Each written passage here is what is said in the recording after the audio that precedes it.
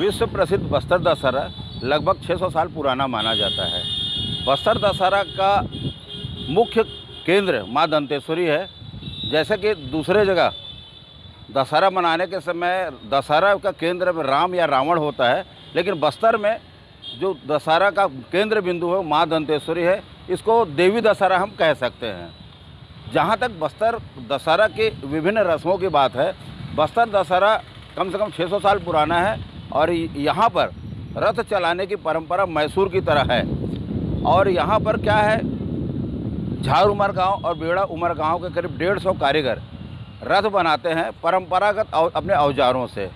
पहले बस्तर दशहरा बस्तर के राजाओं की जहाँ जहाँ राजधानी रही वहाँ ये मनाया जाता था।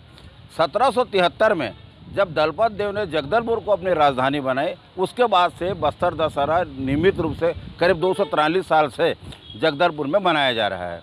बस्तर दशहरा के शुरू में प्रथम 5 दिनों तक यहाँ फूल रथ चलता है। फूल रथ इसलिए कहा जाता है कि माई जी का छत्र लेकर जो राजा यहाँ रथ के ऊपर बैठता है वो फूलों की पगड़ी पहनता है, इसलिए इस रथ को फूल रथ कहते हैं। और ये जो रथ है पूरे नगर में 5 दिनों तक घूमता है। वो इसलिए घूमता है कि माँ दंतेश्वरी अपने भक्तों का दुख दर्द जानने के लिए वो नगर भ्रमण करती है, इसलिए फूल रथ कहा जाता है। फूल रथ में माई जी का छत्र चढ़ता है। इसमें एक चीज़ बताना चाहूँगा कि बस्तर दशहरा में कम से कम 20,000 लोगों की भागीदारी रहती है। लकड़ी रथ बनाने वाले अलग है, तो खीला ठोकने वाले अलग हैं, तो रथ खींचने वाले अलग है। ऐसे कम से कम यहाँ जो 65 परगना है, 65 परगना के ग्रामीणों की भागीदारी बस्तर दशहरा में रहती है। बस्तर दशहरा का रथ बनाने के लिए कम से कम 52 घन मीटर लकड़ी की आवश्यकता होती है और इसको लकड़ी दरभा माचकोट जंगल के से वन विभाग द्वारा निःशुल्क उपलब्ध कराया जाता है।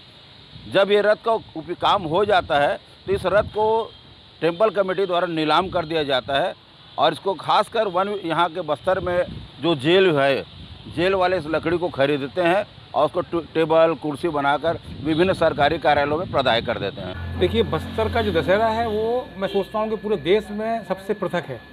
यहाँ पे रावण दहन जैसी कोई प्रथा नहीं है, यहाँ पर कभी नहीं रही है। यहाँ पर शक्ति की उपासना करते हैं लोग। 9 दिन शक्ति की उपासना होती है और 10वें दिन उसके उस शक्ति के अवतार को, जैसे माँ दंतेश्वरी यहाँ लोकल में माता यहाँ की है, उसके छत्र को घुमाया जाता है। और सबसे बड़ी चीज़ ये है कि यहाँ जो रथ तैयार किया जाता है, एक तो उसका आकार जो है वो अपने आप में एक विशाल आकार है उसका। और उस रथ को निर्माण में कभी भी किसी भी तरह के औजारों का इस्तेमाल नहीं किया जाता है। जो पारंपरिक हथियार अब होते हैं, कुल्हाड़ी और जो चीज़ें होती हैं गांव वालों के पास में, उससे बनाया जाता है। इतना विशाल का रथ को स्थानीय लोग बनाते हैं।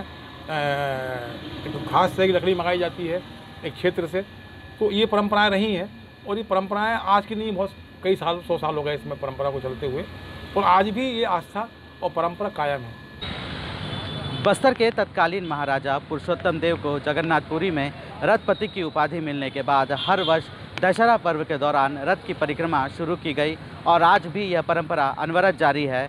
सैकड़ों आदिवासी इस 40 फीट ऊंची रथ की परिक्रमा करवाते हैं और बस्तर दशहरा में यह रथ सबसे मुख्य आकर्षण का केंद्र होता है। अशोक नायडू, ETV भारत, बस्तर।